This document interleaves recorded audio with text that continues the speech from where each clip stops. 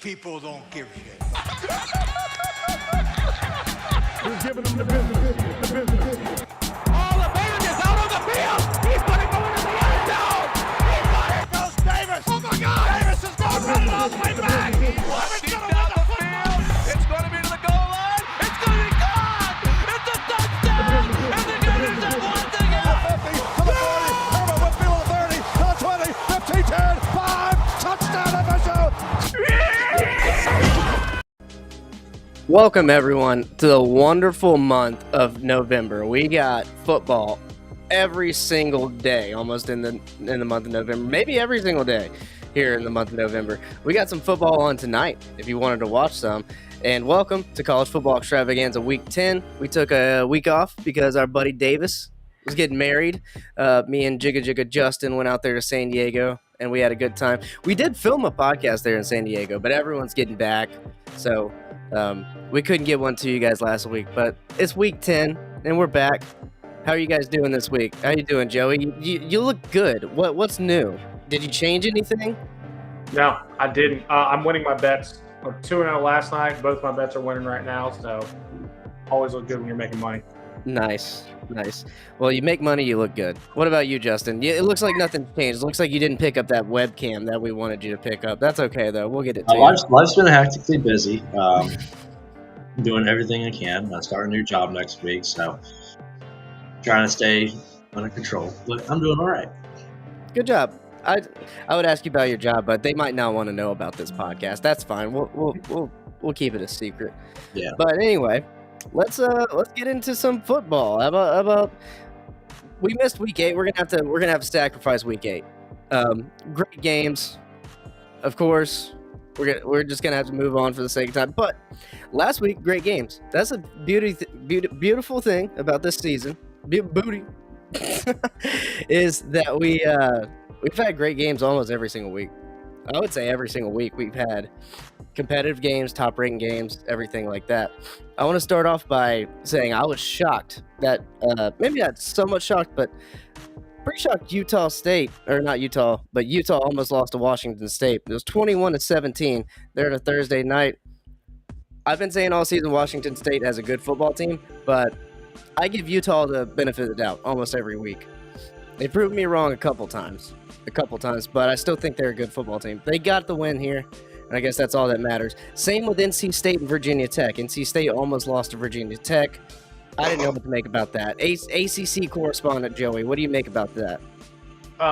So honestly, I didn't watch that game because it was a tough game to call because NC State's quarterback's out and they're bad without Leary. That offense is not good without Leary. Virginia Tech, I think, was up. It was something stupid. They were like up 21-5 or something on that game, and then NC State came back. I mean, they're the better team for sure, but without their quarterback, they're going to struggle. And the Washington State game, I was a little less surprised. Like you said, I've been on the Washington State bandwagon, even though Mike Leach isn't there. I bet that game. I actually kind of thought Washington State was going to pull that off, just being a weird Thursday night game, playing at home. Pac-12 games should not be on Thursdays. That's all I have to say. Start at 10 o'clock. I mean, who's going to stay up to watch the end of that? I made it through the first half and went to bed. Yeah. Yeah, I will say being on the West Coast was really weird watching football. It was like prime time was at 5 o'clock, and you're like, what the hell is going on? That was stupid, man. Like, we're watching, like, NFL games with the sun, like, out for, like, another couple hours, and it's just, like, I woke up at 6 a.m. and game day was on. I'm like, this isn't right. This is so weird to me right now. That was god-awful. But it was fun out there, and I don't know. With these games, I guess NC State, they were still ranked 24th there, but we'll have to look at the rankings this week and see. They probably dropped out of the top 25 if I have to guess. They're still in, but they're just not I mean, they're going to lose here coming up if they don't get Leary back. I don't agree with that. I agree with you, Joey. I think O'Leary, him being gone, just the team's not the same. Yeah. I don't think they're a top 25 team anymore without him. So we'll see what happens. Top 40, yeah. The way this year is, no, I don't think so. I got a dog come. If you hear any like licking, he's licking the bottom of my shoe. All right, Florida, Georgia. I'll just go ahead and get it out of the way. We know what was going to happen here, but I will say Florida's defense, to me, they're not early on, but they're in like the third quarter. Florida had a strong third quarter, came out and came back. I think it might have been second quarter, but they were down 28-3 and then came back, made it 28-20, and then didn't score any more points. But that's the offensive thing. I saw Florida switched it up from a lot of off zone coverage to man up coverage, and I think they did a better job at covering wide receivers than they have in the past, especially against Stetson Bennett. Even though he threw for 316 yards, I felt like he could have thrown for 500 something yards before the game started. So, I'm not. It's Billy Napier's first year, man. And I'm gonna give him the benefit of the doubt for 1 year. The play calling though, on offense, I'm not a huge fan of. But then again, it's just a different philosophy than watching Dan Mullen's play calling. I don't know. What do you think, Justin? You mentioned Napier, and that's the SEC for you. We saw of Harson. You really do get a year where you could be shit. Like you could be a shitty coach. It should be a shitty team. But if that shit's not ready, like Norvell, come this year, it's kind of like you gotta. It's either put up or shut up. Norvell he started 4-0. That's what saved his job this year. Napier though, he's gonna have to deal out next year. And now you mentioned Dan Mullen.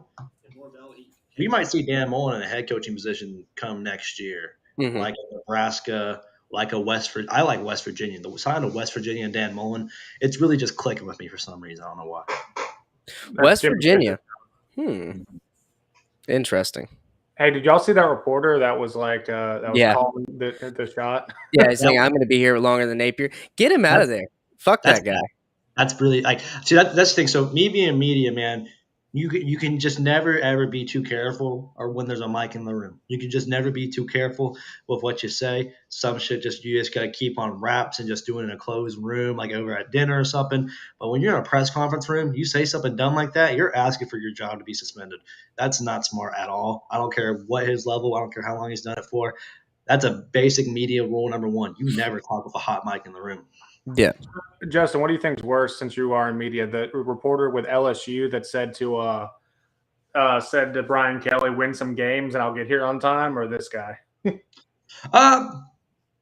think it's ballsy because, I mean, he called out Brian Kelly, straight up, and then Brian Kelly went and won some games, right?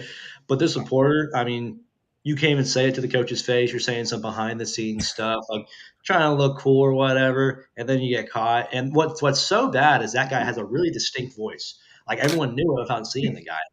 And that's what hurt. Yeah.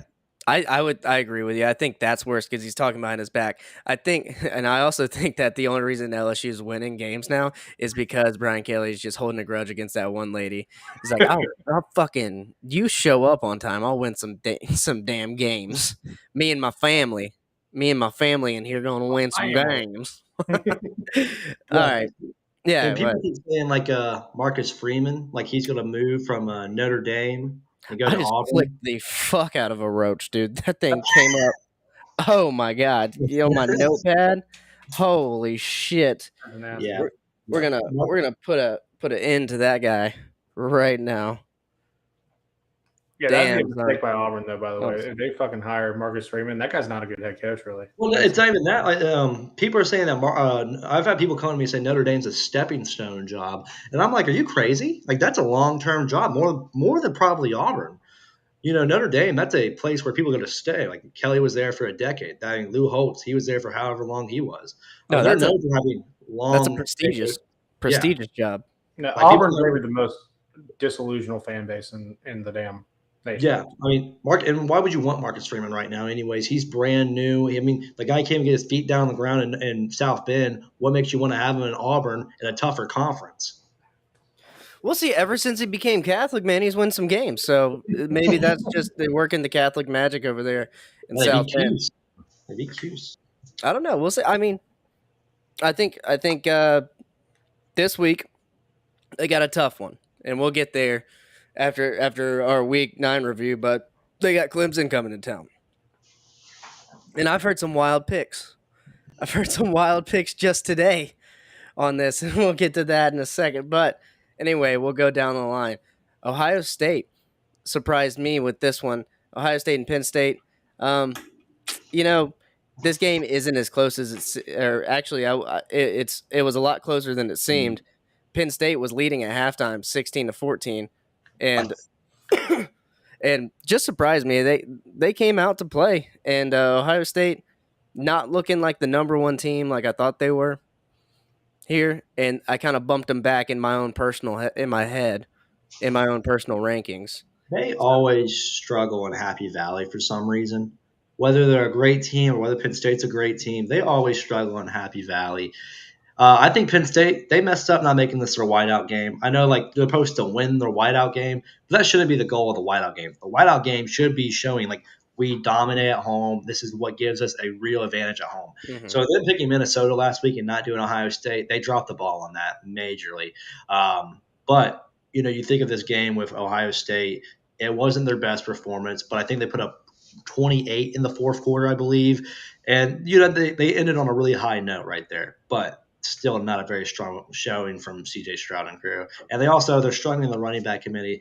I know that their backup or Myron Williams, like he went out in that game, I think, too. So. Mm-hmm. And also another game where C.J. Stroud kind of fumbles the ball whenever he gets under pressure there in the pocket, gets sacked.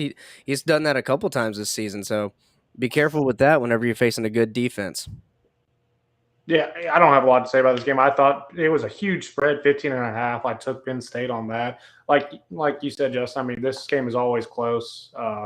Penn State looked like they were going to win it, and then they have a stupid fumble. Ohio State, I don't know if they returned it or they just scored on like the next play. I think they just scored on like the next 2 or 3 plays, and it was over from there. They ended up having to backdoor cover. At one point, they were losing by like 21 or something. So, not really a surprise. I think Ohio State's fine. I think they're still going to make the playoff. We always know the real game is the one that happens either Columbus or Ann Arbor every year when it comes to not just the Big Ten, but college football. That's why no one's really sitting on these college football rankings for the first week, because it's like we know that it's guaranteed that 2 teams in the top 6 will take a loss and one of them will beat each other. So, no one's really fretting on these rankings. One of them will happen this week. Great game coming up, of course. But yeah. And we'll talk about Michigan here in a second, but first we got to talk about Tennessee. Absolutely. Just mud stomping Kentucky 44-6. Hendon Hooker connecting to Jalen Hyatt all season long has been a great connection. And I saw a graphic. Jalen Hyatt has more receiving touchdowns than not all the SEC teams combined, but it was like all touchdowns within each team, receiving touchdowns, something like that, or games with receiving touchdowns. There's a lot of ways that this stat could be going. I don't know which one I could find it. I mean, it was crazy. Whatever the stat was, it was crazy. All it's saying is him and Hyatt are connecting a crazy amount. Let's see. Well, when you have 5 in one game or however fucking many it was, that's going to help you for sure. How they started out this game with a damn 70-yard bomb or whatever it was. I mean, that offense is they're electric. Yeah. I remember Bama with 2. I mean, how about those black uniforms? Those black unis looked absolutely crazy. Those are cool. I liked them. Yeah, they were Halloween unis. They definitely were. Yeah, those were cool. Yeah. My Googling skills suck. I can't find it. That's fine. That's okay. Let's see. Hendon Hooker ties Tennessee record with deep touchdown pass. No, that's versus Alabama. Oh, well, we'll send that stat down the drain. That's fine. I should have saved it on Instagram or something. So Tennessee, I got them at number 1 this week, and for good reason. I think Georgia's right there, number 2. So it's either 1 or 2, Tennessee, Georgia for me right now. But the way I saw Georgia play Florida, it looked dominant. But at the same time, I saw where Tennessee could probably take advantage of that. And Tennessee's defense showed up for the first time not for the first time, but they showed up. And that's something that people have been saying, like, oh, Tennessee's got explosive offense, but not much of a defense. Here, took care of that, held Kentucky to 6 points. Yeah, I mean, I don't really know what you say about this game. Defense, or Tennessee just dominated. I thought Kentucky had a shot. I didn't think they had a shot to win, but keep it close. I mean, Tennessee's electric. They deserve to be number 1. They're number 1 in my rankings too, Robert. So it's not just you and the college playoff committee, But yeah, it's going to be a fun game next week. We'll talk about it. You smiled at that. It's like you're not the only one who's on to. I mean, you can't ignore them. They're being undeniable at this point. There's a Yeah, I got a couple stats from Jalen Hyatt I looked up. He has more receiving touchdowns on his own team on his own than 7 SEC teams as a whole. that's exactly what I said. Yeah, there you go. He has more. He's caught more touchdowns than Stetson Bennett has thrown. And he also has led the country with 11 touchdowns of over 20 plus yards. No other receiver has more than 5. So this kid is pretty big outside the red zone. Like, yeah, all his touchdowns have came from outside the red zone. So Thank you for getting that stat for us. I knew I wasn't fucking crazy. All right, Michigan State at Michigan. 29-7, Michigan wins. But the biggest story coming out of this was that big fight in the tunnel where about 7 or 10 Michigan State players jumped that one Michigan player. There was another angle of it where they were hitting him in the head with a helmet. That's just absolutely crazy. And there's discussion going around saying that Michigan should get rid of this whole one tunnel, two teams thing.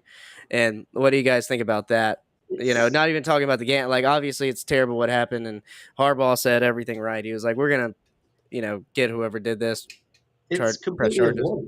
It's completely avoidable. I mean, when I saw it happen, I was like, that's bound to happen at some point throughout history of this rivalry. It's a rivalry game.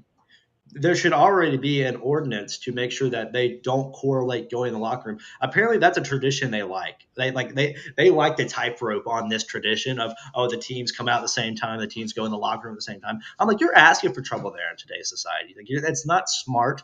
You can avoid that. Michigan, I blame Michigan for this because it's their stadium, and Michigan State, not excusing the players whatsoever, but something like this was bound to happen in the history of that stadium. I blame Michigan because they're the catalyst for why this happened, but Michigan State still very inexcusable. Mm-hmm. Yeah, Yeah. and yeah, go ahead, Joey. I was gonna say this is my take. I was listening to Portnoy with Barstool. He went to Michigan and all that, and he said to me he got it right. It's like you have 60 minutes on the field. If you think you're big and bad, go beat their ass on the field. They didn't. They got their ass beat. They got their ass handed to them, and then they tried to take it to the locker room. I mean, that to me is pathetic. But yeah, they got to get rid of the one tunnel system. It's ridiculous. You got you got a bunch of testosterone running through, and then you're going to let these teams walk right by each other. We all know. We all know that football is not only played on the field. It's played through social media. It's played off the field. Like these players do whatever they can to just act out towards each other, call each other out, get in each other's heads. They do whatever the fuck they want, and that this is just the cherry on top of it all. I mean, just because there's 60 minutes of football on the field, it don't mean a damn thing. They're still going to do whatever they feel. I mean, like you say, adrenaline, testosterone is flying through the air. If you see the guy who goes to your rivalry school after you just lost, I mean, hey, who knows what genuinely did happen? The guy might have ignited it to piss him off. I don't think it was very smart that he went to the locker room. He cut in front of a bunch of Michigan State football players as they were going to the locker room first. Not excusing Michigan once again, Michigan State for their actions, but there's a lot of ways this can be avoided. Mm-hmm. Yep, I completely agree.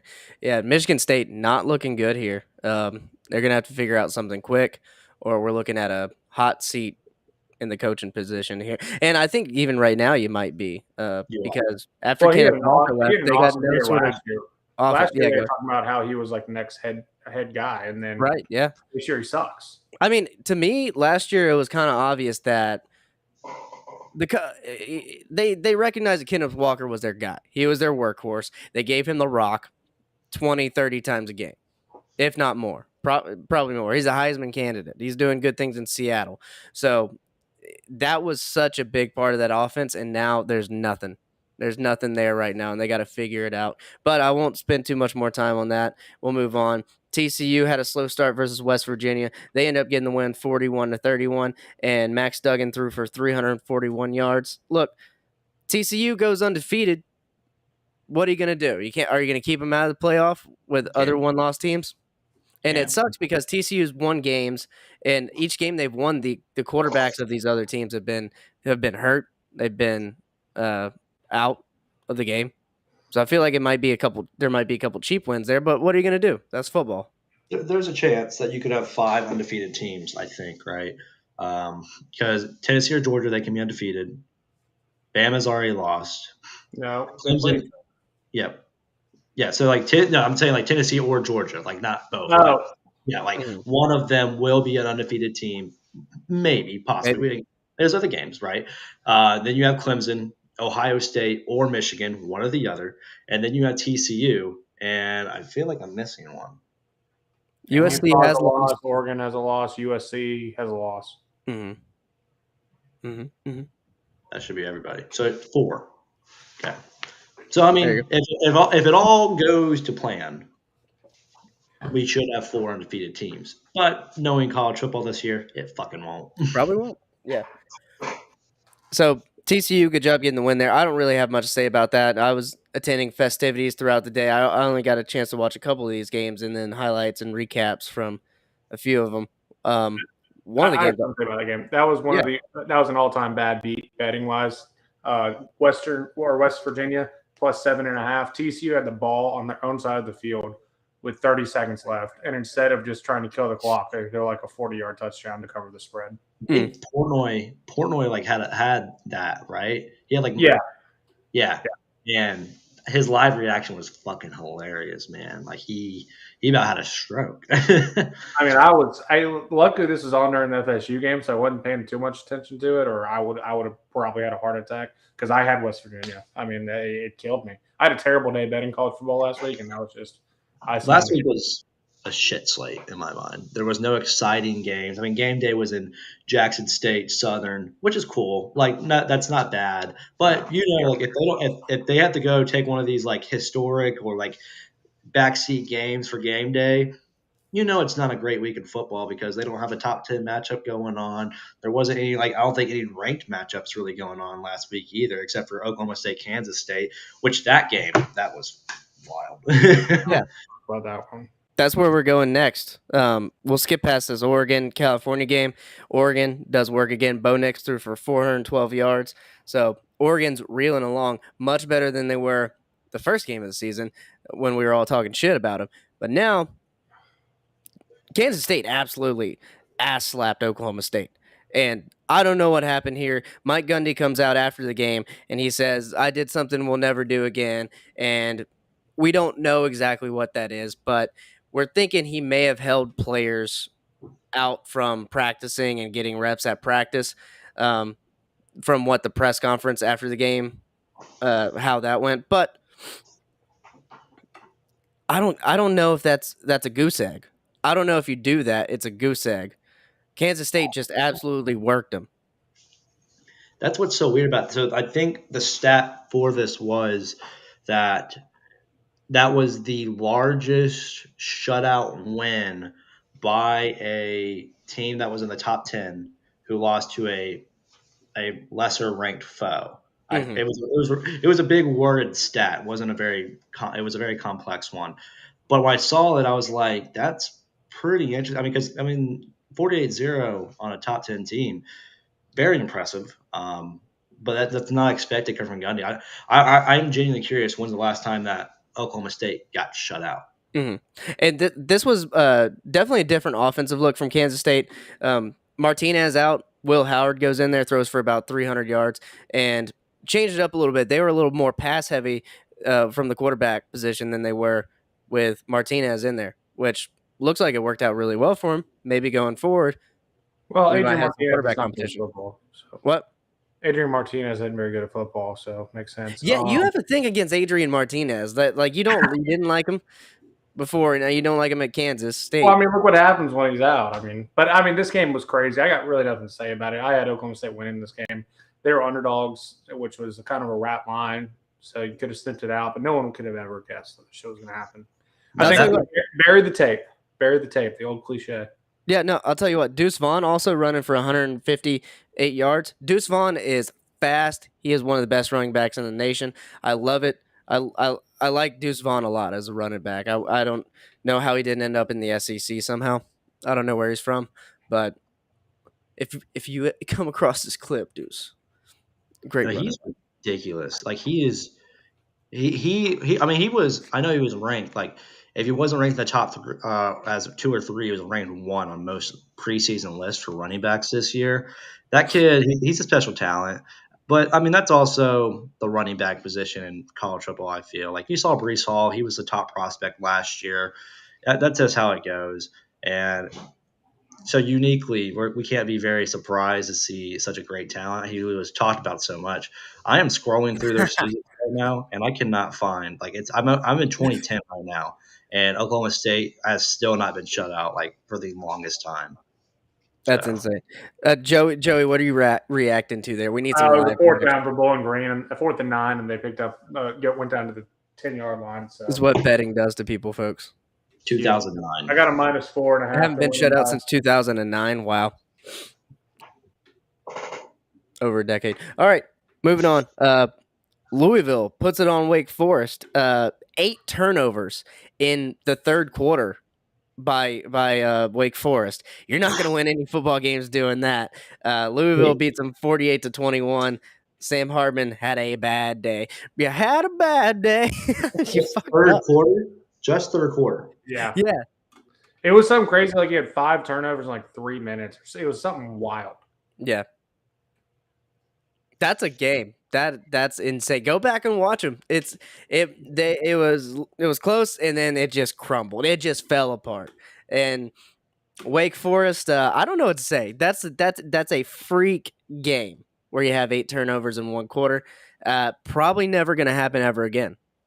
Well, so it wasn't a freak game because I think they were going to lose anyway. And something weird to watch when you watch Wake Forest, they won that weird. I've talked about it, the weird mesh offense that they hold the ball for 15 minutes before he throws it. They definitely have linemen downfield when they do it. And this was one of the few games that it actually got called. I watched it get called like 3 or 4 times. Ineligible receiver downfield, or ineligible man downfield, lineman Gotcha. downfield, whatever it is. Yeah, and so that's a huge advantage that Wake Forest gets away with just because the way they run their offense. And you could see Scott Satterfield talking to the refs, telling them, hey, look at that, look at that, look at that. And they start calling it, and then Wake Forest didn't have an offense, and they start pressing, and turnovers come. So that was the most turnovers in a quarter. It was 6, not 8, by the way. That was the most turnovers in a quarter since Oklahoma State committed 6 in the fourth in the 2010 Cotton Bowl to Ole Miss. Wow. So I guess 8 turnovers the whole game and 6 turnovers there in the third You can't quarter. catch a break. Oklahoma State, they're just getting thrown under the rug in this I know, podcast. Yeah, right? it's not a good week. Not a good week for Oklahoma State. Poor Gundy. Like, we're flaming Gundy right now. Yeah. And I love Mike Gundy, but what are you going to He's do? a man. He's 40. He's 50 now, probably. Yeah. I'm 50. That's just all right. All right, moving on. USC takes care of business against Arizona. Arizona putting up 37 points for whatever reason. Caleb Williams throws for 411 yards. That's a good amount of yards, but I don't like that 37 there. I didn't get to watch this game, so anyone have anything on USC or any of these Pac-12 games that happened? Their defense stinks. Yeah. Yeah. I mean, it is quite literally. I've probably said this a time or two on the pod. It's quite literally just Oklahoma put in California. It's Lincoln Riley's offense. It's a high-powered offense, no fucking defense to go with it. Put them in the playoff, you're going to see another blowout like we always do. That's simple math. That's Good take. You're going to see it. Yep. UCLA takes care of business against Stanford. Ole Miss narrowly beats Texas A&M. With Connor Weigman looking like a cohesive offense, but that I don't know if that's permanent. I don't know, but they looked okay, and a lot of people had Texas A&M winning this game. I thought Ole Miss was going to win it. I thought they were going to win it by maybe a touchdown. It was a field goal. Lane Kiffin with a hilarious take after the game, asked what he's going to dress up as, and he said, I don't know, ask Nick Saban, might do the Joker or whatever. It's funny. That's a real good coaching personality right there. I love Lane Kiffin. I love Lane Kiffin. It goes Lane Kiffin, Mike Leach, then Mike Gundy for me when it comes to like my top 3 coaching personalities. Yeah, I put Leach above Kiffin. But Leach is funny because like someone posted like what do you think every favorite SEC coach's Halloween candy is. I said, well, Mike Leach hates candy corn, so it's definitely not that. He made that like so clear in an interview Oh, on he'll college. say he still talks about it. Like it's It's hilarious. like funny as shit. He's like, I hate candy corn. I was just like, that's good stuff right there. Yeah, honestly, if FSU has to get rid of Norvell, I'm rooting for Lane Kiffin. But I like Lane Kiffin. He seems like he's a better coach the fatter he is to me. Yeah. And the skinnier he gets, the worse he gets at coaching. Oh no! So here's the thing: everyone's saying Lane Kiffin's going to leave Ole Miss, and that still blows me away because it doesn't make sense. Like some people are saying he's going to go to Auburn. I'm like, fuck no. That Why doesn't go? make Why would he leave the division he's dominating in? Because let's be real. Like, why would he just go say, all right, I'm gonna hit the reset button 3 miles up north? That doesn't make sense at all. And the SEC West is the hardest division to coach in. I feel like that's a pretty easy thing to say. It's the hardest division to coach in college football. And for him to have a top 10 team and possibly back-to-back 10-win seasons, pretty impressive coming from him. Why would you want to leave that? The only reason is if Ole Miss can't pay it, and I think they can. I don't know. I don't think he'd leave for an Auburn, but he'd leave for one of the top tier jobs, the Alabamas, the Ohio State. One of those came calling. Which if he keeps winning at Ole Miss, one of them will come calling. But I wanted to ask both of you guys what you thought about this. Is this the first season in like 10 years that the SEC East is better than the SEC West? I mean, you got Tennessee, you got Georgia, you got Kentucky versus Alabama, LSU, Ole Miss. No, it really is. Like, I mean, that's been a saying for a while. Because I remember talking about this not too long ago. I said right now the SEC East is better because I'm taking this is when Tennessee just beat Bama. Or actually, no, it's before they beat Bama. I said, I'm taking the top two teams in the East over the top two teams in the West because I think at the time it was Mississippi State and Bama, and I'm taking Georgia and Tennessee over them. And we've seen Kentucky; they've bounced in and out. They've looked okay, but when you take an overall standard, it's the West, of course, because you still have Missouri and Vandy, and that's just like those are blemishes on blemishes. But overall, yes, the East is better right now when it comes to like top three teams in my mind. Yeah. Yeah, I'm the same way. And we'll find out how good LSU is this week, too. Speaking of, because they're definitely a different team than they were week 0, week 1 as well. And I don't know what Brian Kelly's doing. I heard him pumping up the locker room in there a couple weeks ago. He said October's for pretenders and November's for contenders. And it seems like LSU has changed their mindset. Something's going on. That team is smiling. They're positive. The offense is rolling. It doesn't mean shit if you lose 2 in September, though, so I don't really care. Yeah, that's true. But you know what? I think the first game, FSU definitely won that game, and they shouldn't have even been LSU shouldn't have even been close. But I don't think it's right to hold that one against them. And then who else they lose to? They lost to Florida State. I know I said Florida State. Tennessee, they got their ass kicked by Tennessee. That's right. They lost to Tennessee. Well, that was more recent. You can definitely hold that one against them. Oh, they actually won 4 straight, so they were 4-1. Yeah, I thought they lost 2 in September. I don't know. I thought Tennessee. That felt so long ago. Okay, they've actually played really well then. Yeah, Tennessee had a hell of a day that day, though. I mean, let's be real here. So right now, your top 2 teams in the West, you can say Ole Miss is the top 2 team, but other than that, I mean, LSU is atop that division, and then it's Bama. And Tennessee, they've beaten both. What's that really say about them? Yeah. I think Tennessee's really good. Yeah, they're good. All right. We got to move on. We're past the 30-minute mark. We got to get past these last week games. So I'm going to go rapid fire. Notre Dame goes into the Carrier Dome. It might not be the Carrier Dome still, but beats the former Carrier Dome, still no AC. Beat Syracuse 41-24. And Syracuse is going on that downhill slope. We kind of knew. Well, they lost the quarterback in this game. Yeah. So. After that loss to Clemson, though, I feel like the hope kind of drained out for Syracuse fans. We'll see. We'll see what happens. I mean, Sean Tucker's still doing Sean Tucker things. He had but he only had a touchdown this game. What's pissing me off is like all these players of the opposing team, like someone from Notre Dame went after they beat him and tweeted, "I'm very pleased with my performance," like did the hashtag that Sean Tucker does. And I'm like, all right, man, look, this kid ain't done nothing to nobody. Why are we going over here just picking on him? He's just enjoying life and enjoying playing football. Leave him alone. That shit's so ridiculous what he does. I mean, he's like the Russell Wilson of college football. I love it. It's great. He's so innocent. He really is. He doesn't know any better. But yeah, no. When Syracuse without their quarterback, they're not as big of a threat. That's all I got. Mm-hmm. Yep. Illinois takes care of Nebraska, 26-9. Easiest pick of the week. Yeah, and What's the record right now? Illinois They're has only lost one game. I'm pretty sure. Yeah, and they are projected. Like, I mean, they can win 10. And the last time that they won a Big Ten and they had a 10-win season was 2001. Hey, setting up for a good game. They got Purdue. If they win that game, then they're going to Michigan in Ann Arbor, and Michigan could be undefeated there. They could be a one-loss Illinois team. That might be a huge game. All Brett Bielema does is win in the Big Ten.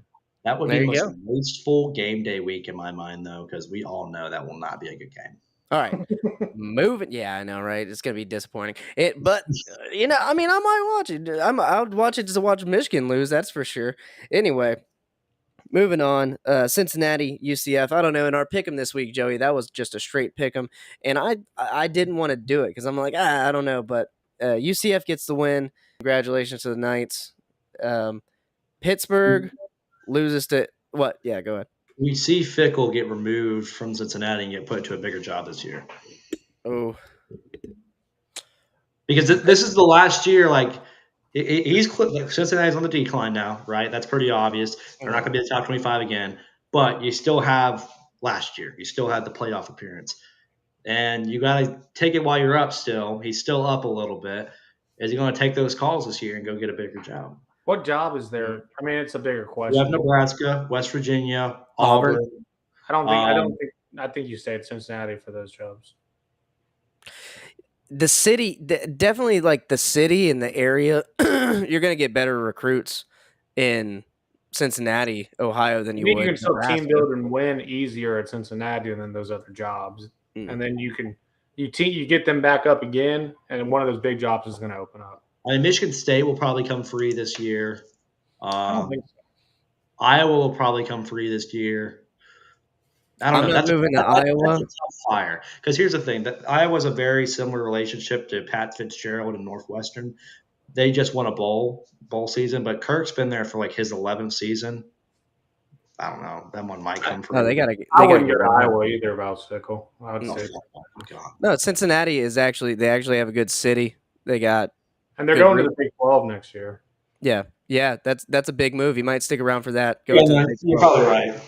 Yeah, but I mean, you're right to pontificate over it because I mean there are bigger jobs. He's going to get a big job eventually. I just don't know. I just don't see it happening this year. Right, and there are bigger jobs out there.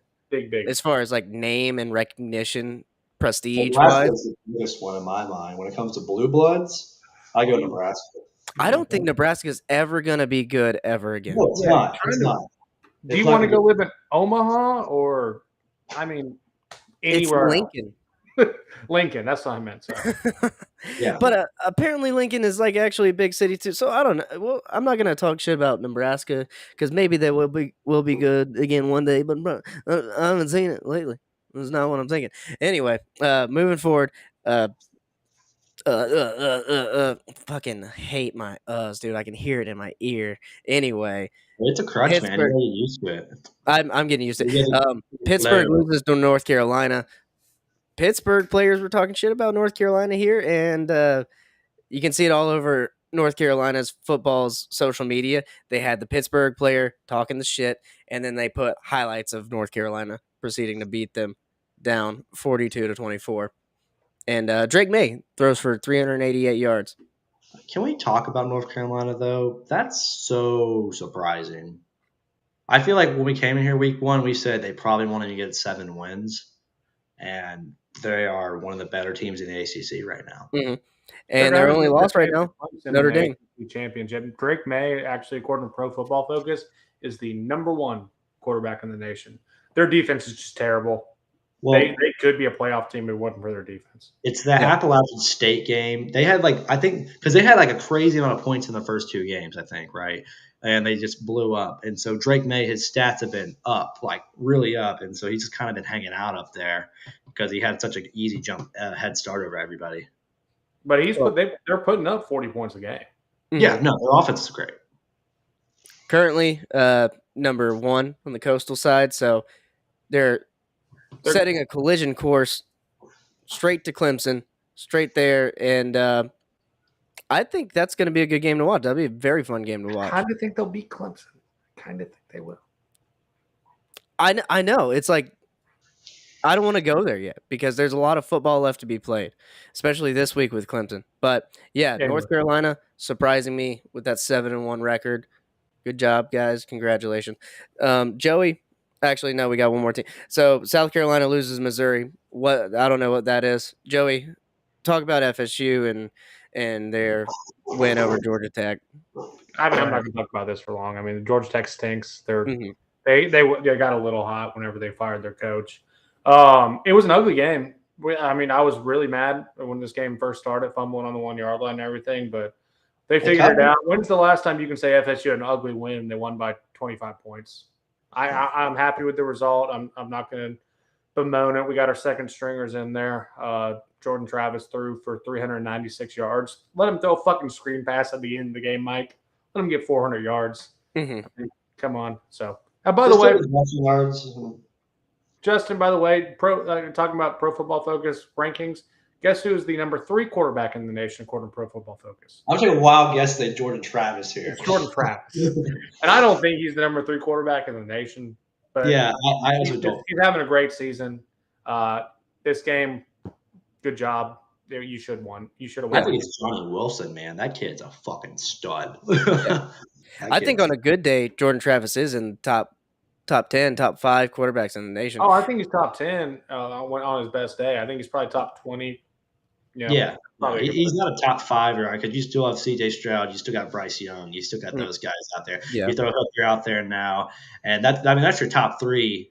And then you start getting into other guys like the UCLA quarterback. Then you also get guys like Drake May. So, I mean, and of course, Max Duggan. So. Yeah, there you go. There's 5 right there. I would say maybe top 10 on a good day. On a good day, top 25, top 15. It's just he makes some decisions sometimes where I'm like, well, they're telling him not to run this year, which is really frustrating. And they've only had like 2 games where they've really given him the reins to, hey, use your legs, and it's been North Carolina State and Clemson. And I'm not saying that's hurting him, but they're trying to preserve him. Like what I say when the season started, at some point he's going to miss a half. He did already. So they're trying to save his health because he is a good enough passer where you don't have to rely on his run. Yeah. I expect little short preview. Expect his legs to come out this week. Yeah. You got Miami, big rivalry game, classic rivalry game via back in the 90s. This year, not so much. Miami this past week barely beats Virginia in 4 overtimes, 14-12 in a barn burner. All right. That brings us to week 10. Spice it up with the first soundbite of this podcast. And we got some games going on right now. As I mentioned, we got some action going on. Central Michigan, Northern Illinois, live. Same with Western Michigan and Bowling Green. I think that's the one Joey's watching right now. I'm covering both these games at the moment, but they're both real close. Oh, Central Michigan's not. That game's over. I got 6 points, and I'm winning by 13 already. There you go. So starting the week off strong, but will you finish the week strong? That's what matters here. And Thursday night, we got an interesting matchup. Appalachia State, Coastal Carolina. What do we think about this one on Thursday night? We betting on this one, boys? I watched Coastal, and Marshall did a fucking number on their offense, okay? Marshall allowed 21 in the first quarter. They shut them down. Now, Marshall, they were on their backup quarterback. They can't figure out their offense. Their offense is shit. because their O-line coach is gone. But Coastal Carolina was exposed a lot by Marshall in my mind, and maybe App State can capitalize, but right now App State is not a very hot team. Mm-hmm. It's -3 App State. Over-unders at 64. Yeah, I kind of like the over-under. I kind of like the over. it's kind of a rat line, isn't it? Like Coastal Carolina 7-1. Apparently, so last year Coastal Carolina was one of the best teams against the spread. This year, Coastal Carolina is one of the worst teams against the spread, even though they're still 7-1. It still feels like they should be the favorite playing at home.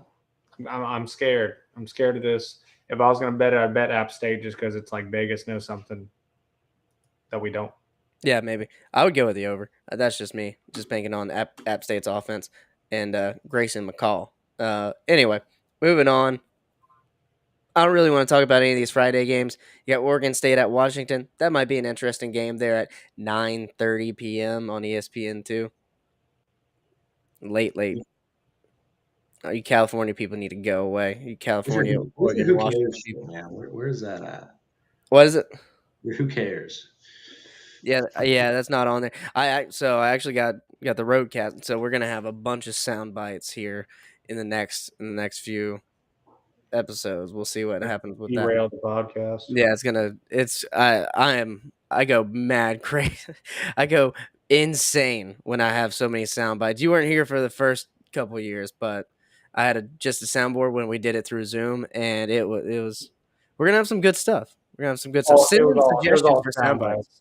It was all sound bites. Yeah, that's what made the podcast funny in my mind. But now it just got to be funny, and that's just not working out. All right, we got Ohio State, Northwestern, 11 a.m. The spread was 37.5 last time I saw it. Let's see what it's at now. 38. 38. Yeah, it's going up. It's going up, and you might want to take it. I'm revenge picking Ohio State this week in my pick 'em with the spread. I'm going -37.5.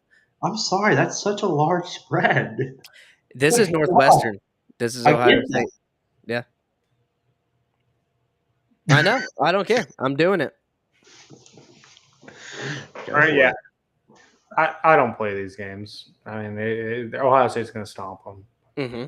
They're going to stomp them, but what you also calculate is, okay, how soon does CJ Stroud get pulled? Like, because he won't play the fourth quarter. That's probably certain. So will they be up enough? Will the defense have their second string in? Well, I mean, if Ohio State's second stringers would still probably be favored by like 24 against Northwestern. What was it? I think Miami of Ohio's coach said I'd take their fourth stringers as my roster. Like they were playing them like week 2 a couple years ago. He goes, I'll take their fourth stringers for my starting roster over my team right now. And I said, Jesus. Damn, coach. Dang, coach. All right. All right, let's keep it moving. Texas Tech goes to TCU. It's 11 a.m. on Fox. Does TCU get their first loss here against Texas Tech? No, I don't think so either. I think TCU. They do start a little slow though. They tend to start slow but finish strong. Tech is a trap game. Right now they are resembling a lot of Iowa State back in the 2018, 2019 days. I'm getting a lot of Iowa State vibes from there because they would just spoil seasons. I did not mean to hit that. Sorry. My bad. I meant to hit the mute button. Go ahead, Joey. I don't know. I'm going to stay away from this game. I'm hesitant to hop on the TCU train because it's winning, and if I hop on it, it's going to start losing. So I don't know. I think they win. I think they cover, but I'm going to stay away. 10-4. Yeah, I'm not touching this one either. But I hope TCU wins. I think they will win, and I'm going to just stay away from the betting on it because, like Joey said, if I do, they'll lose. North Carolina, Virginia. North Carolina is going to blow Virginia out of the water. Love this game. I'm taking this lock 7.5 UNC. Give me that all day. Good God. You're gonna lock this one? Yeah. I love North Carolina. I don't think it's necessarily a rat line. They are playing at Virginia, but Virginia can't score. So North Carolina's defense being so bad, like it's not gonna matter here because it doesn't matter who Virginia plays at quarterback, whether it's Armstrong or the backup or Peyton Manning. That offense is stagnant and doesn't do anything. Well, that we didn't talk about the Miami Virginia game last week. Not a single offensive touchdown was scored in that game. They went into I think 4 overtimes trying to score 2-point conversions, and Virginia couldn't do it. They lost. So North Carolina's going to blow them out of the water. This game's going to get ugly. Lock in North Carolina -7.5. And I didn't know it was 7.5. I'm going to spontaneous lock it with you guys. I think this is going to be the CFBE lock of the week because I absolutely love this lock. So bet Virginia. yeah, bet Virginia. Yeah, bet Virginia now. But like the way it's looking, I would go North Carolina here all day. Bet your dog on it. And before we get too far into this, we're gonna play a little clip from our boy Davis, who could not make it to the podcast today. He's gonna give his locks in here. So I'm gonna play the clip and write it down. We can make fun of Davis. What is going on, college football extravaganza? This is co-host Davis. Unfortunately, I have to go to an event, so I will be unable to be a part of the live version of the pod, but I wanted to submit my picks nonetheless, and I'm going to go real quick. First off, Notre Dame Clemson. It's a 3.5-point spread favoring Clemson. I'm going to take Notre Dame. It's at Notre Dame. Clemson has been very hit or miss, and Notre Dame has really been tightening it up lately. Give me Notre Dame to not only cover, but outright win at home. That's going to be a tough one. It's going to be a good one. LSU, Alabama. I think they are going to cover the 13.5 spread. LSU's been playing really good football lately. I actually just listened to an interview with Brian Kelly on the Paul Feinbaum show earlier today. Fans are coming around to Brian Kelly and LSU more and more that they win, but I think that Alabama is going to turn it around and bring it in Death Valley, and they're going to cover that 13.5 spread. Going to be a good game nonetheless, though. Probably close. I think Alabama will pull away. And naturally, I always love to save the best game for last, and that is Tennessee, Georgia. Tennessee, I still can't believe they're the number 1 team in the nation. That's not what I don't believe. I think I mentioned it on a pod a few weeks ago that I think that Tennessee is playing like the number 1 team in the nation and ought to be reflected as so, and now they are the number 1 team in the nation. Georgia being an 8-point favorite, yeah, they're at home, and yeah, they did bounce back to number 3. Give me Tennessee to outright win, obviously cover the spread. That is my lock. Those are all 3 my locks, but the biggest one being Tennessee, Georgia. And I've said it all season, or I've been saying it at least half the season now since Tennessee has been good. I'm really riding this Tennessee train. Awesome team. Love what Hendon Hooker's doing. Love what Josh Heupel has done with this team. And just think, they were not a great team last year, but they had the ingredients there, and they're putting it together this year. I freaking hope Florida can do the same next year. All right, see you guys. I'm mad at how that was cropped. I'm actually very upset at how that was. That sent me so hard, dude. As soon as I saw it, that was so funny. I should have just next time we do that, I'm gonna share the screen instead. I just didn't want to interrupt him, but Davis, those are some. Well, I don't mind the LSU and Tennessee pick, but you just went straight underdogs. I love it. Dogs, baby. I like it. But yeah, we'll see how it pans out. I don't know. What do you guys think about? Actually, no. Let's not. Let's just go to those games. Let's just go straight to those games. That's fine. Don't go straight to the. We're not gonna go straight to them, but we're gonna go to the games. All right, Kentucky, Missouri. I would say who cares, but at this point, yeah, at this point, who knows? Who knows could win that game? I think I got Kentucky winning it, but they should win. Might not. Should. They might not. Florida at Texas A&M. Whoa! I love Kentucky in this game. You like Kentucky in this game? I love Kentucky in this game. I think they beat Missouri handily, and you can go ahead and fucking lock Kentucky in. It's -1, even better. Fucking lock Kentucky. Hey, what's the line? Oh, fucking hell! Lock Kentucky in for me. Good God. That's basically just a money line. 1 point. That's easy. I took them in our pick as my 5 pick at 2.5 points. Jesus. What's a money line bet? What the hell? Yeah, no, that's a good lock, and I would also lock it in. But I'm saving my locks. I'm gonna be ballsy, just like Davis this week, and I got 2 games I want to lock up. But here, yeah, I like that spread. I think it's only -1 because it's at Missouri, and Missouri came off that hot win against South Carolina. But really, South Carolina's been inconsistent, and we don't know where they're at as a football team right now. So, yeah, no, good luck, boys. That's a good one. All right, Florida, Texas A&M. I'm not touching this game. I don't. I I gotta say, I think Texas A&M might win this game. Probably will. It's at Texas A&M. And I don't know why. I got a major problem with it being at Texas A&M because the last time we played them, it was also at Texas A&M. Don't know what in the fuck's going on with the scheduling, but Fuck that game. they need That to. would piss me off. That's what ruined our damn season of 2020. Yeah, Or they what- ruined the season 2020, won by a field. And you know what? I hate Texas A&M. I'm gonna go ahead and say it. I don't Who like was the them. damn clown? I hate Jimbo Fisher. He always finds a way to beat Florida. He does. Don't like him. He's holding a grudge against Florida because some Florida person fucked his wife. That's what happened. True. True story. Is he still I don't married know. to her? I don't know what to think about this game. I think this is one that Texas A&M comes Maybe out it and might not wins. be true. I don't know. No, it's true. That's true. absolutely what happened. Is Yeah. he still married to her? No, they're No. divorced. He divorced her while they were at FSU, and that's part of the reason why he hates FSU, I think. She was a Gator lover. But I don't know. Texas A&M sucks. They kind of just suck. So I don't know if Jimbo makes it through the season. They have to pay him a lot of money, but that's why I think kind of Jimbo might be trying to get fired. He might. Because he's guaranteed all that money. I mean, you just go Yeah. fucking lose out, go coach in your home state of West Virginia. They'll take you in a second. So I don't know. I kind of want to take Texas A&M just because this is, if Jimbo is trying, this is the kind of game that he just wins. He did, like in bad years at FSU, he would win the games he's not supposed to win. But he also at FSU is 14-2 against the rivals, including Florida and Miami, and he beat Miami this year. Does he go and beat Florida too? But I don't know. It's tough. I'd take Texas A&M. I'd take a -3.5.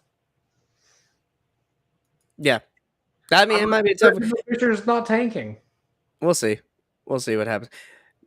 I mean, Jimbo to West Virginia, it's okay. I like it. He's from there. He's a West Virginia boy.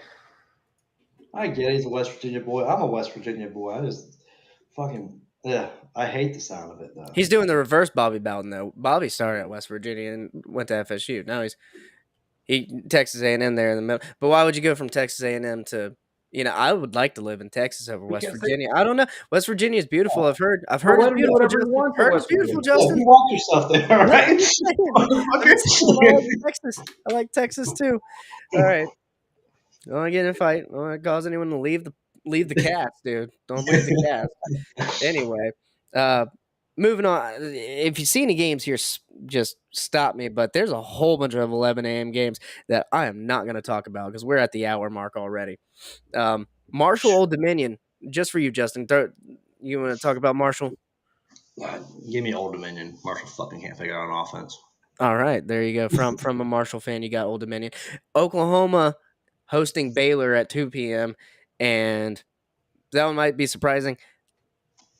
I want to say give me Oklahoma just because of how things been going, but it's gonna be a close one.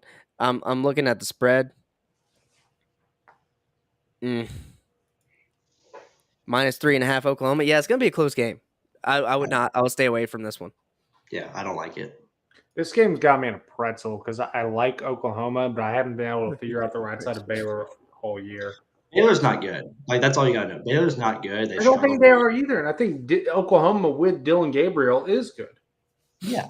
Yeah.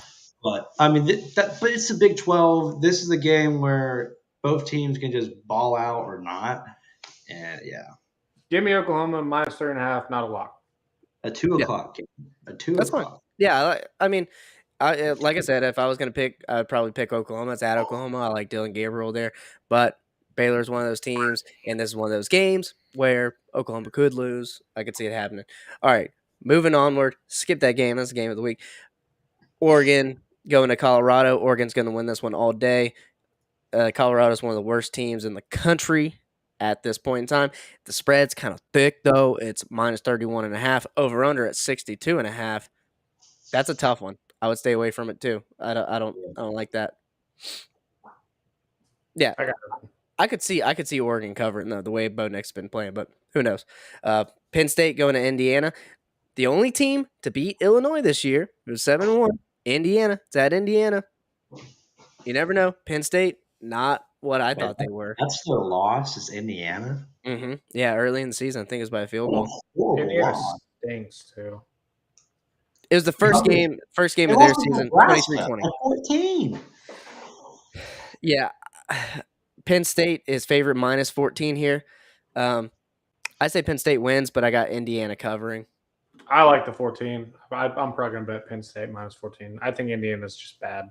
Yeah, I'll run Penn State minus 14 as well. We'll see. I don't like how Penn State has been playing. Anyway, Illinois, Michigan State. Illinois got that game. I want them to win just so it sets up that Michigan game that we were talking about earlier in the cast. I think that'd be a great game for the next week.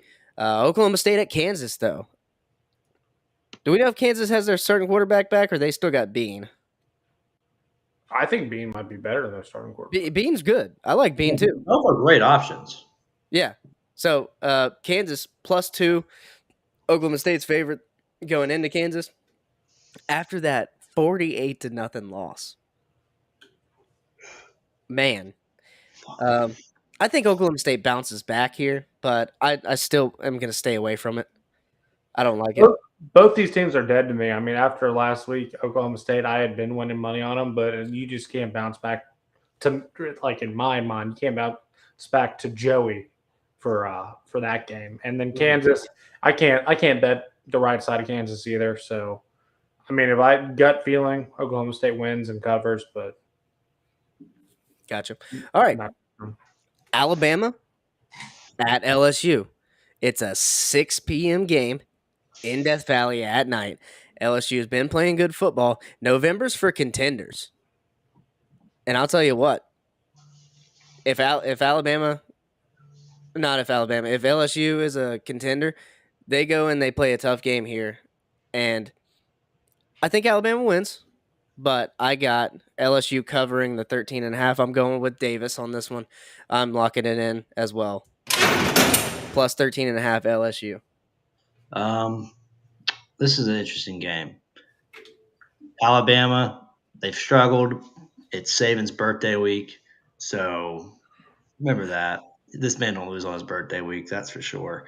But it's a night game in Baton Rouge, and those are probably one of the top 3 toughest places to play in college football. I got LSU covering, but I got Bama winning. yeah, I disagree with you guys here. I love Alabama here. I think I heard that Alabama is 6-0 against the spread in their last 6 games in Death Valley. It's a kind of a gambling thing that public underdogs die. Public dogs die. They don't cover. And LSU is a super public dog. Everyone's on them.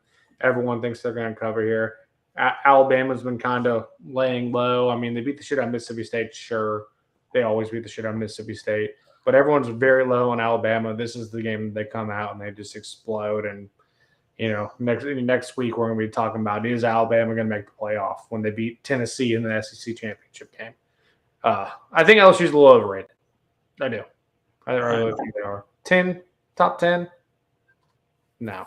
No, I'm not thinking top 10, but we've seen teams hang in there with Alabama that are not top 10 as well. Texas A&M being one of them. Yeah, I don't know. I think Jimbo Fisher's putting his entire season in trying to beat Alabama for a second time. Yeah, no, Alabama's going to cover. I think they beat them by like 4 touchdowns. All right. Are you going to lock it in? No locks? No, I'm going to save my lock for the Tennessee-Georgia game.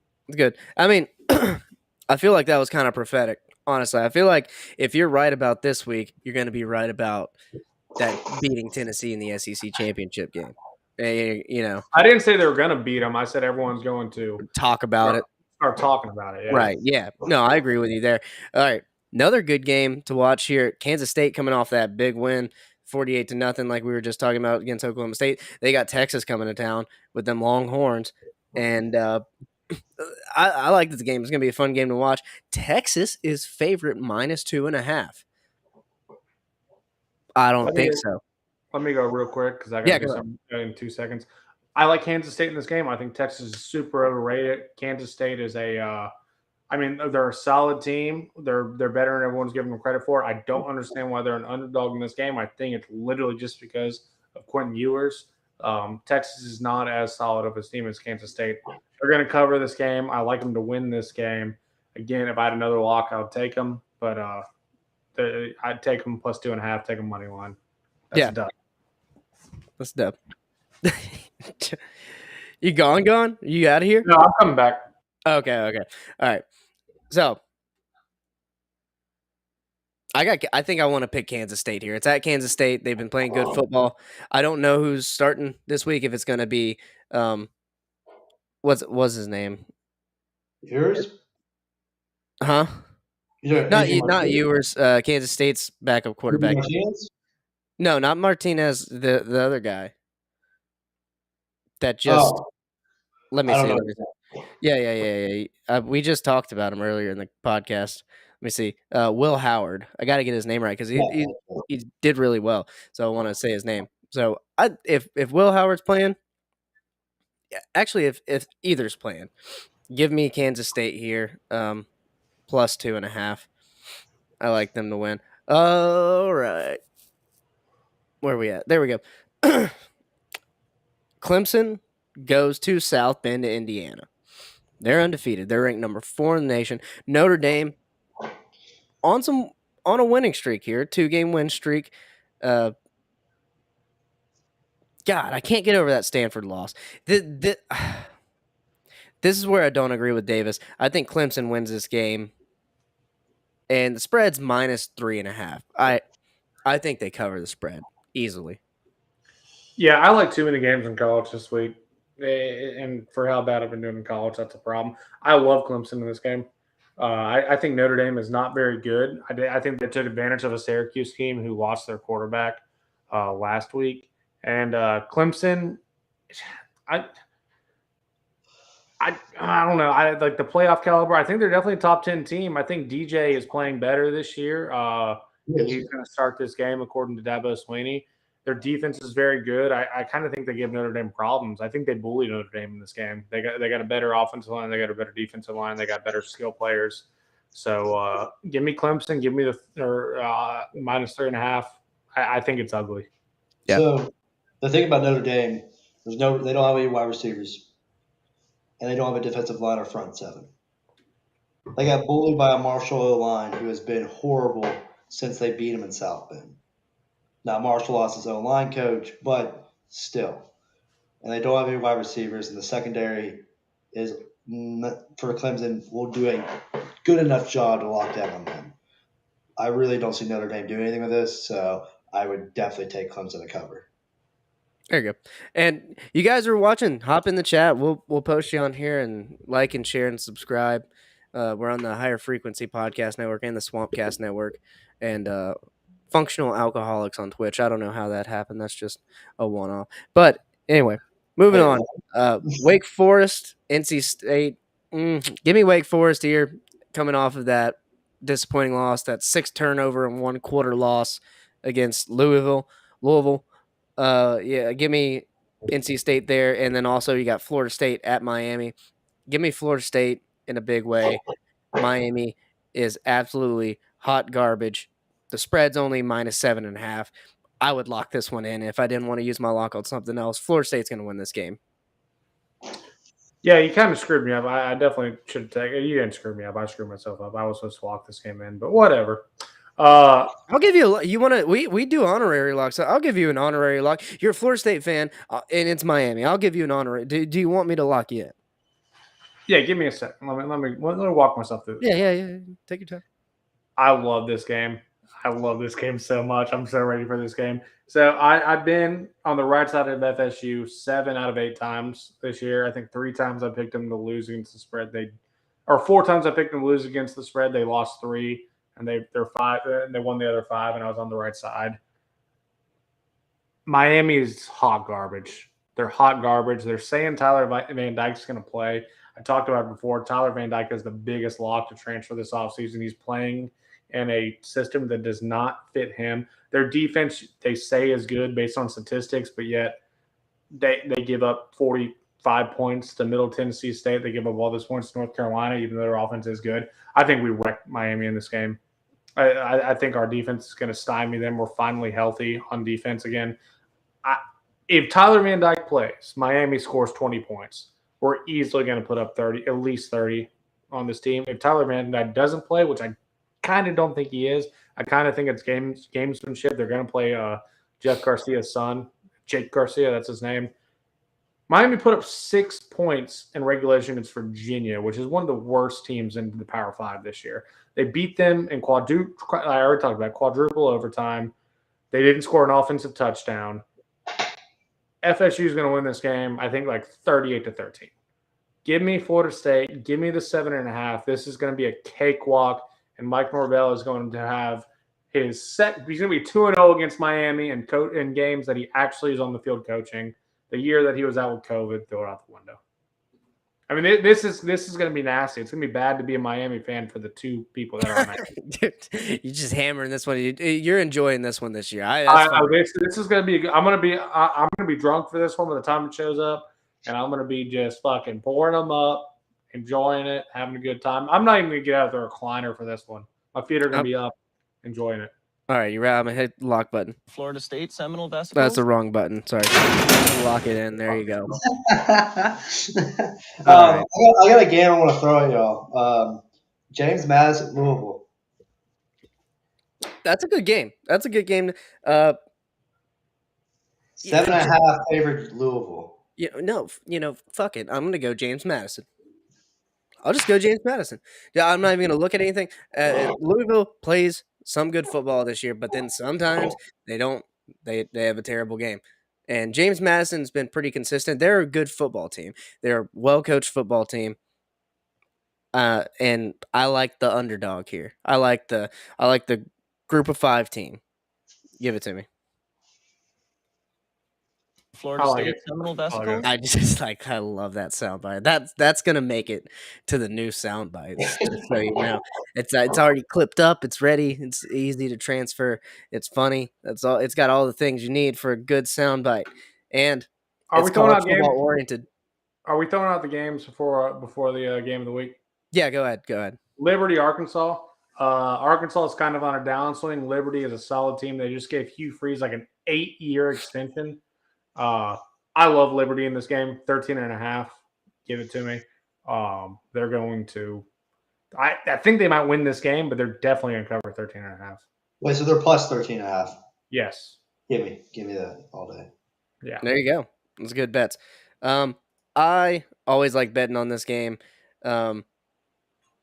It's motherfucker. I'm going to lose this fucking Bowling Green game because they're.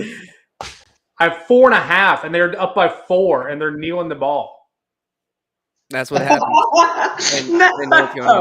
No, what a bad beat. That's terrible. Don't do it to Joey. Live You're reaction. joining a lot of people on a Wednesday night who are betting. You don't bet on a Wednesday night. That's God's time. I'm going to win my You don't bet on an action Wednesday night brawler. You just don't do it. It's not a good bet. All right. We got some Mountain West action here. BYU and Boise State. Boise State's favorite, -7.5. Give me BYU and the Fighting Cougars. And at the Blue Field. All right, that brings us to the game of the week. We all know what it is. There's no secret here. Tennessee goes Duke to Boston College. I know. Duke and Boston. Boston College, yeah, Boston College game of the week. That's not going to happen for like another 10 years, probably, maybe even longer. All right, Tennessee +8. They were +8.5 yesterday, I think, and now we got them at +8. This game is huge. Humongous. I'm so excited for this game. I think it's at the same time as the Florida game. I'm probably not going to watch the Florida game. I'm probably watching this. No, Florida's at 11 a.m. Thank God. Okay. That's good. I'm going to be the first one to say I'm taking Tennessee. This is my last lock. I had a minus 8.5, but we're at plus plus 8.5. We're at plus 8 now.